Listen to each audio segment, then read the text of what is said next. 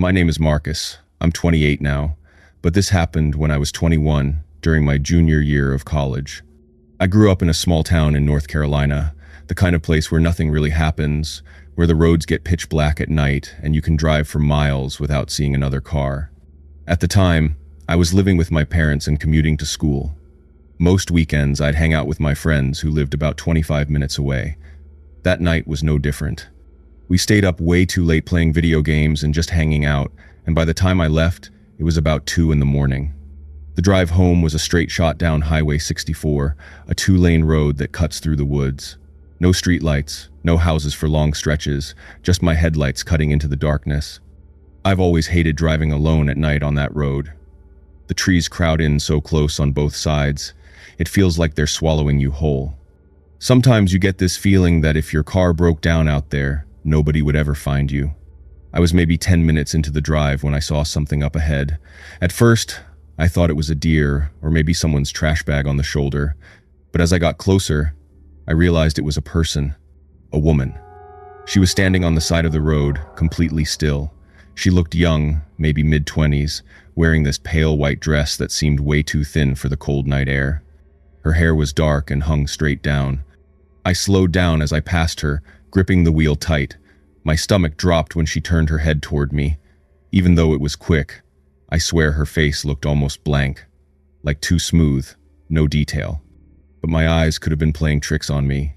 I told myself it was just some girl stranded out here, but then she stuck her thumb out, hitchhiking. Every instinct in me told me to keep driving, but I pulled over anyway.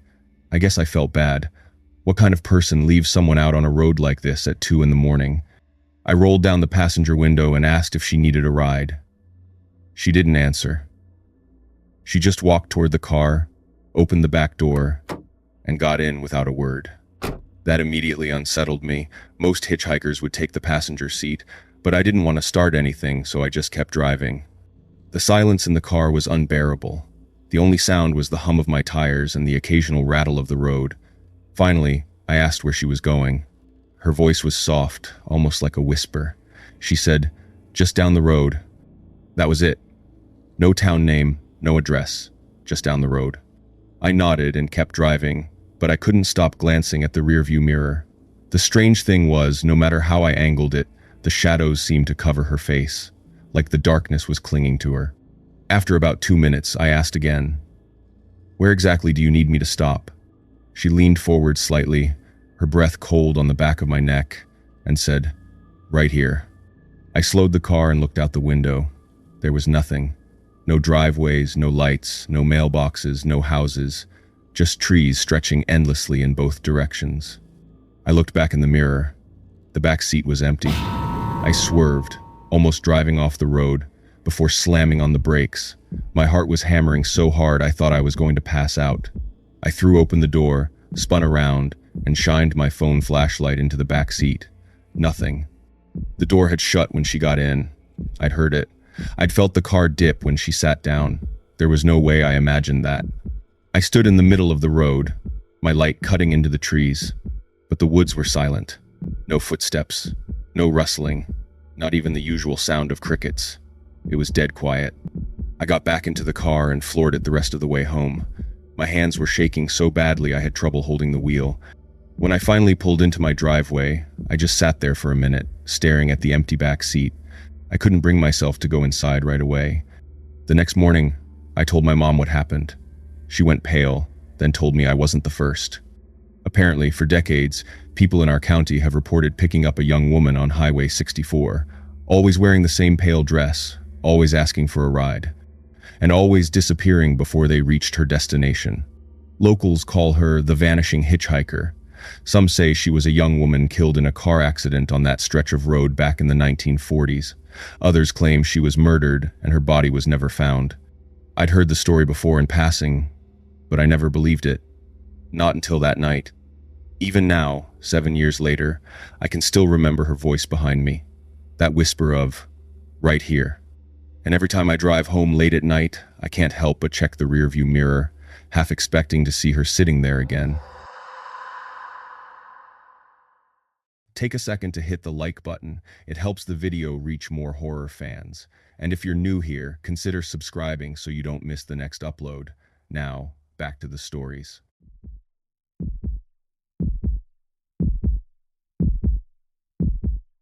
My name's Alex. I'm 32 now, but this story happened when I was 19, back in 2012.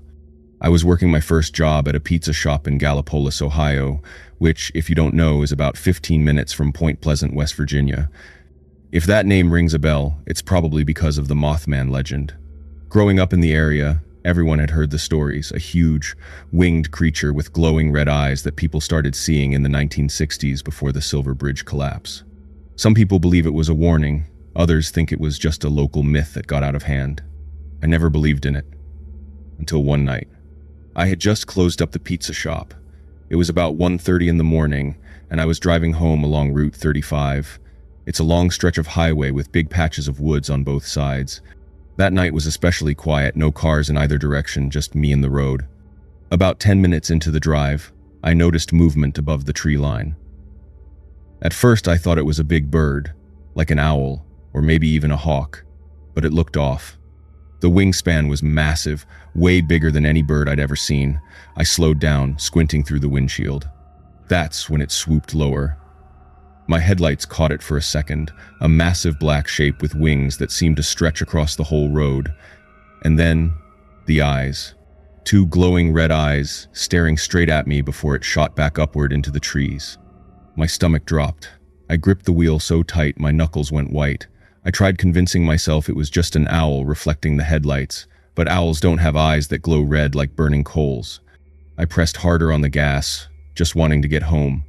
But about a mile later, I heard something slam against the roof of my car. A heavy thud, like a person had just landed on it. My entire car shook. I swerved, nearly running off the road, and then heard the scraping sound of claws dragging across the metal. I was panicking, barely able to breathe. Then, in my rearview mirror, I saw it. A black shape clinging to the back of my car, its wings folded in, its head tilted up toward the glass. Those red eyes staring straight at me. I floored it, hitting 90, maybe 95, praying the whole time I wouldn't lose control. The sound of the wind and the engine was deafening, and then, silence. I looked again, and it was gone. Nothing behind me but empty highway.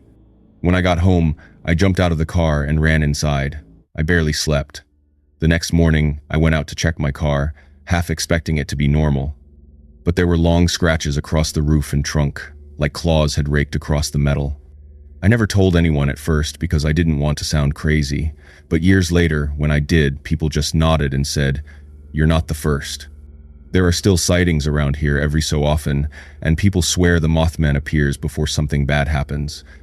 I don't know if that's true, but I do know I'll never forget the weight of that thing on top of my car and those glowing eyes staring at me in the mirror. It's a hard story to tell because it sounds crazy, but I know what I saw.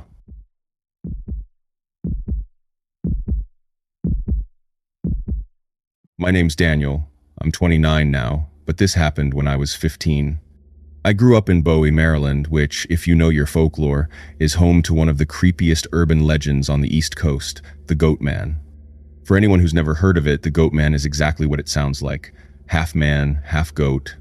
People say he lurks in the woods near Fletchertown Road, sneaking up on parked cars, chasing kids, or sometimes even mimicking voices to lure people deeper into the trees.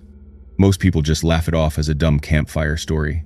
But in 2010, me and my friends found out how real it could feel. It was summer break, and a few of us were having a sleepover at my buddy Ryan's house. His backyard ended in woods that stretched for miles. Around midnight, we decided it would be fun to sneak out there and try to scare each other. Typical dumb teenage idea. There were 5 of us total, all with flashlights, wandering down the trail behind his house. At first, it was just jokes, cracking branches to freak each other out. But after about 10 minutes, we noticed how quiet it was. No crickets, no owls, just silence, except for the crunch of our footsteps. Then we heard it. A branch snapping in the distance, heavy, like someone big was moving just out of sight. We froze, shining our lights into the trees. Nothing. Ryan laughed and said it was probably a deer. But then, from the left side of the trail, we all heard it at the same time, a voice. It was Ryan's voice, calling out, "Hey guys, over here." The problem was, Ryan was standing right next to me. We all whipped our lights toward the sound, but there was nothing there, just trees and shadows. Ryan turned pale, swearing he hadn't said a word. We were freaked out, but still trying to act tough, so we pushed a little further down the trail. That's when my friend Kyle screamed and dropped his flashlight. We all turned ours in the direction he was pointing. About 30 feet away, half hidden behind a tree, was something tall, way taller than any of us. Its body was hunched, its arms long and thin, and when it stepped out for just a second, the beam of my flashlight caught its legs. They weren't normal legs. They bent backward, like a goat's. And then we saw the head, not clearly, but enough to see two sharp, curving horns. The thing just stood there, watching us. Its eyes seemed to reflect the light for a moment, like an animal's. That was all it took. We bolted back up the trail, tripping over each other, barely able to breathe. I swear I heard footsteps behind us, heavy ones, but I didn't dare look back. We didn't stop running until we were back in Ryan's yard. None of us slept that night. We just sat in his room with the blinds closed, trying to convince ourselves we'd imagined it. But here's the part that still chills me. The next morning, Ryan's dad called us outside. He was furious. He thought we had been messing around in the shed behind the house, because the door was half torn off the hinges and inside, the lawn tools were scattered everywhere. We swore up and down we hadn't gone near it, and we hadn't. To this day, I don't know what we saw out there. Some people say the goat man is just a made-up story parents told kids to keep them out of the woods at night.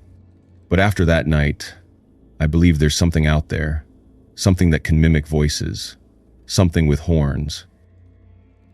If you made it all the way to the end, thanks for sticking through these stories with me. If you enjoyed them, make sure to hit the like button. It really helps the channel grow. And if you're new here, subscribe and turn on notifications so you don't miss the next upload.